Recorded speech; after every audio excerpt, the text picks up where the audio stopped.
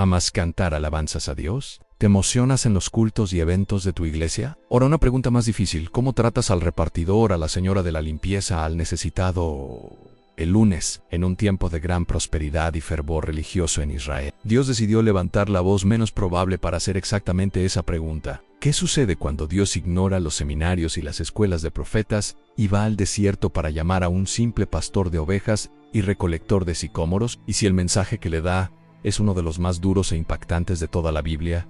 Un mensaje que declara que Dios odia nuestra religión. Este mensaje es una plomada. Es el estándar de Dios siendo colocado al lado de nuestra vida. Es para ti que te sientes incómodo con la injusticia. Para ti que sospechas que algo anda mal cuando nuestra adoración del domingo no se refleja en nuestras acciones del lunes. El viaje de Amós es el llamado de Dios para salir de la hipocresía y entrar en la verdadera fe. Al final de este video, desvelaremos las 3 cosas que Dios por boca de Amós dijo que odiaba en Israel y que Él puede odiar en nuestras iglesias hoy, y cuál es la única cosa que Él dijo que deseaba ver en su lugar. Sean bienvenidos a Tecoa, el desierto de la verdad. Vamos a seguir los pasos de Amós, el profeta que Dios usó para poner a la nación de Israel contra la pared. Prepárate, pues este mensaje puede sacudir las estructuras de tu vida religiosa, pero lo hará para construir en ti un fundamento de verdadera justicia. Quédate conmigo. El mundo ordinario de Amós era el desierto de Tecoa, en Judá, el reino del sur.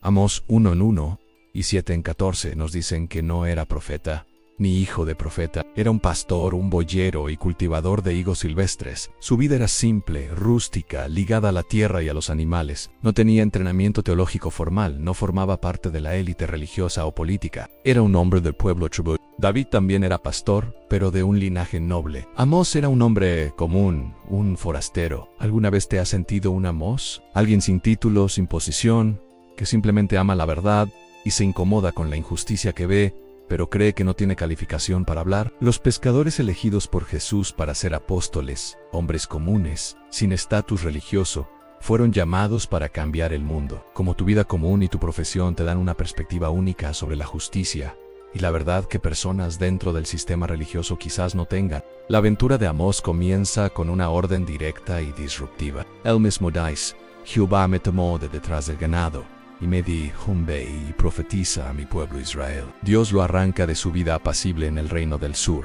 y lo envía al epicentro de la corrupción y la falsa prosperidad, el reino del norte. Israel, durante el reinado de Jeroboam II. Isaías fue llamado en una visión en el templo. Amós fue llamado en medio de su trabajo en el campo. Dios lo envía como un misionero transcultural a una nación hermana, pero espiritualmente distante. ¿Cuál es la Israel a la que Dios te está enviando? Un lugar de comodidad e hipocresía que necesita oír una verdad inconveniente. Jonás fue enviado a Nínive, una ciudad extranjera. Amós fue enviado a un pueblo que era familia, pero que actuaba como extranjero a los ojos de Dios. Comenta aquí si estás dispuesto a ir a donde Dios te envíe, aunque sea fuera de tu zona de confort. La negativa en la historia de Amós no viene de él, sino del sistema religioso que confronta. Después de entregar sus duras profecías a Amasías, el sacerdote del santuario real de Betel lo confronta. Envía un mensaje al rey y le dice a Amós ambivalente: vete, huye a tierra de Judá y profetiza allá. Y no profetices más en Betel, porque es santuario del rey y casa del reino. El sistema religioso intenta expulsar y silenciar la voz de Dios. Jeremías fue arrojado a una cisterna. Amós fue expulsado por el sacerdote oficial. La mayor oposición a la verdadera palabra profética a menudo no proviene de los paganos, sino de la religión institucionalizada que se siente amenazada. ¿Alguna vez has sido silenciado o invitado a retirarte por decir una verdad que incomoda al status quo religioso? Los apóstoles, siendo arrestados por el Sanedrín y ordenados a no hablar en el nombre de Jesús, nos recuerdan: la religión que ha perdido el corazón de Dios siempre intentará silenciar a aquellos que todavía lo tienen. Recuerdo un testimonio cuando comencé a hablar sobre la necesidad de ayudar a los pobres en mi comunidad. Algunos líderes se sintieron incómodos y dijeron que estaba siendo demasiado político. La oposición más dura vino de adentro. El encuentro con el maestro que define el mensaje de Amós es la visión de la plomada. Amós 7:7-8. He aquí, el Señor estaba sobre un muro hecho a plomo, y en su mano una plomada de albañil.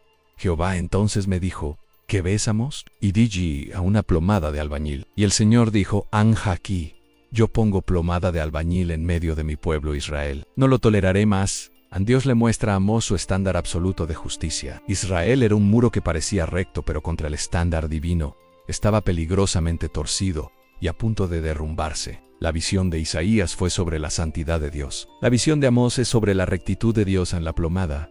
No se negocia, no se adapta a la cultura An. Es la verdad absoluta. El maestro le enseñó a Amós que la religión de Israel estaba desalineada con el estándar divino. ¿Está Dios sosteniendo la plomada contra tu vida, tu familia, tu iglesia hoy?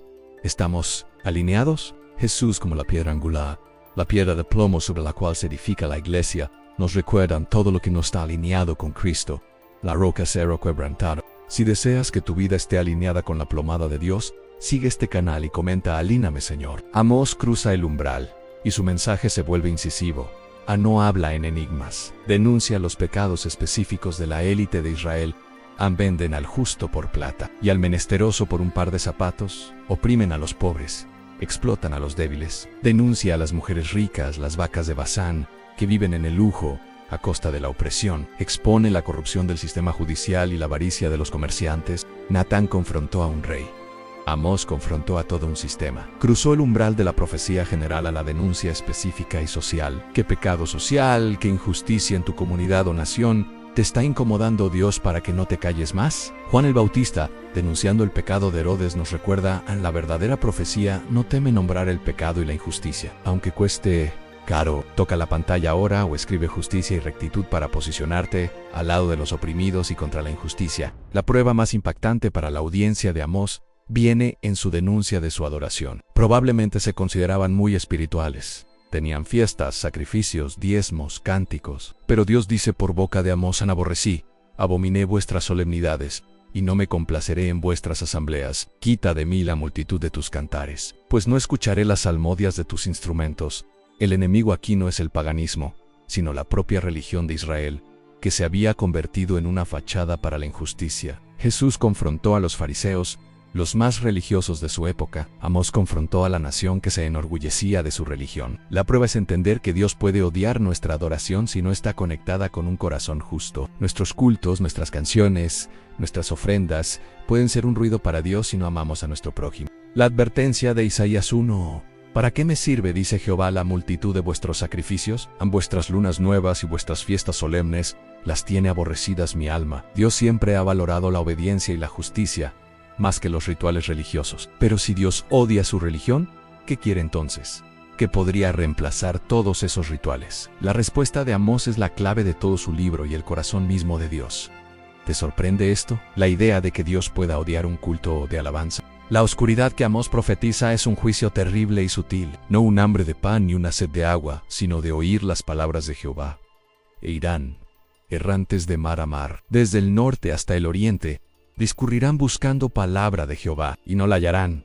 En la oscuridad es el silencio de Dios como juicio. Por haber rechazado la voz del profeta, ya no la tendrían cuando más la necesitaran. El silencio de Dios sobre David después de su pecado fue un preludio para la confrontación. El silencio profetizado por Amós es el juicio mismo. ¿Cuál es la peor oscuridad? ¿Sufrir con la presencia de Dios o prosperar en su ausencia? La mayor maldición es cuando Dios deja de hablar. El rey Saúl, abandonado por Dios, intentando desesperadamente oír una palabra a través de una nigromante, nos alertan cuando rechazamos la voz de Dios en su palabra y en sus profetas. Corremos el riesgo de que Él se calle para nosotros. Si valoras la palabra de Dios y nunca quieres que se calle en tu vida, dale me gusta a este video ahora como un acto de gratitud, porque Él todavía nos habla hoy. La prueba suprema es la certeza del juicio. Amós tiene visiones del fin en una canasta de fruta de verano, indicando que el fin ha llegado, y la visión de Dios junto al altar, ordenando hiere el capitel, y estremezcanse las puertas, y haz los pedazos sobre la cabeza de todos. Ninguno de ellos huirá en la prueba. Para Amós fue tener que anunciar que ya no había escapatoria. El muro torcido sería demolido. La visión de Isaías del remanente ofreció una esperanza inmediata. La visión de Amós del juicio es más implacable para esa generación. La prueba suprema de un profeta es declarar la finalidad del juicio de Dios, aunque le parta el corazón. La destrucción de Jerusalén profetizada por Jeremías nos recuerda a la fidelidad profética. Exige anunciar tanto la gracia como el juicio. Y el juicio se vuelve inevitable cuando se rechaza el arrepentimiento. ¿Qué quiere Dios? La respuesta está en Amós 5:24. Repite conmigo: Señor, que mi corazón nunca se endurezca a tu voz. La recompensa, la esperanza en el libro de Amós es doble. Primero, la revelación de lo que Dios realmente quiere, pero corre el juicio como las aguas, y la justicia como impetuoso arroyo. La verdadera adoración es una vida de justicia, y la segunda recompensa es la promesa final de restauración. Al final del libro, Dios promete: en aquel día yo levantaré el tabernáculo caído de David, y lo edificaré como en el tiempo pasado. La recompensa de David fue el perdón. La recompensa para la nación, a través de Amós, es la promesa de una restauración futura bajo un descendiente de David. Una clara profecía mesiánica. Incluso en el juicio más duro, Dios siempre deja una semilla de esperanza. La profecía de Ezequiel sobre el valle de los huesos secos nos muestra que Dios puede traer vida de lo que está muerto. El juicio de Dios nunca es la palabra final. Su palabra final es siempre la restauración. Las tres cosas que Dios odiaba: fiestas y rituales vacíos, músicas y alabanzas hipócritas, ofrendas que intentaban encubrir la injusticia. ¿Y qué quería Él en su lugar? Justicia y rectitud fluyendo como un río. Comenta: deja que la justicia fluya, si quieres que tu vida sea esa adoración que agrada a Dios. El camino de regreso de Amós es el libro que lleva su nombre. Un documento atemporal que sirve como la plomada de Dios para todas las generaciones. Él vuelve a su vida, pero deja atrás un legado que confrontaría a Israel y a la Iglesia para siempre, recordándonos que nuestra fe debe tener dos ejes, el vertical y el horizontal. Isaías dejó un legado de revelación mesiánica. Amós dejó un legado de justicia social profética. ¿Qué legado estás dejando tú? ¿Un legado de canciones y reuniones? ¿Un legado de impacto real en la vida de los necesitados a tu alrededor? La epístola de Santiago, que resuena con Amós en la religión pura y sin mácula delante de Dios, el Padre, es esta: en visitar a los huérfanos y a las viudas en sus tribulaciones, y guardarse sin mancha del mundo. La resurrección de la profecía de Amós ocurre en un momento crucial de la iglesia primitiva, en el Concilio de Jerusalén. En Hechos 15, cuando debatían si los gentiles necesitaban hacerse judíos para ser salvos, Santiago, el líder de la iglesia, se levanta y cita la profecía de Amós sobre la restauración del tabernáculo de David, para probar que el plan de Dios siempre fue que el resto de los hombres busque al Señor, y todos los gentiles, sobre los cuales es invocado mi nombre. La profecía de Joel sobre el derramamiento del Espíritu fue resucitada por Pedro en Pentecostés. La profecía de Amós sobre la restauración fue resucitada por Santiago para unir a judíos y gentiles. Dios teje sus palabras a través de la historia de formas que los profetas originales nunca podrían haber imaginado. La resurrección de Cristo derribó el muro de separación entre judíos y gentiles, haciendo posible el cumplimiento de la profecía de Amós. El elixir, el secreto eterno de Amós, es la plomada, es la verdad incómoda, pero liberadora, de que la verdadera espiritualidad no se mide por nuestra actividad religiosa, sino por nuestro carácter y nuestras acciones de justicia. El elixir es la pregunta que debemos hacernos todos los días: ¿está mi vida alineada con el corazón de Dios? Un corazón que se preocupa profundamente por los pobres, los oprimidos y los marginados. El elixir de Daniel fue la consagración. El elixir de Amós es la compasión en acción. Nos cura de la enfermedad de la hipocresía religiosa y nos llama a una fe robusta y relevante. Jesús, en Mateo 25, separando las ovejas de las cabras, basándose en cómo trataron a uno de estos mis hermanos más pequeños, nos recuerda: el juicio final de Dios parece estar mucho más ligado a nuestra práctica de la justicia y el amor que a nuestra perfección doctrinal. Amados, la plomada de Dios no ha sido retirada. Hoy, Él está poniendo su plomada al lado de nuestras vidas, de nuestras iglesias, de nuestra nación. ¿Y qué ve? Ve una iglesia que canta sobre el amor pero ignora la injusticia. Ve cristianos que diezman fielmente pero explotan a sus empleados. Ve una religión de eventos espectaculares pero con poca compasión práctica. Yo necesité que la plomada de Dios confrontara mi vida. Era muy bueno para ser iglesia. Pero Amós me preguntó: ¿y la viuda? Y el huérfano. Mi corazón estaba desalineado. El arrepentimiento fue doloroso, pero me llevó a una fe mucho más real. Dios te está llamando a salir de la comodidad de una religión que solo mira hacia arriba.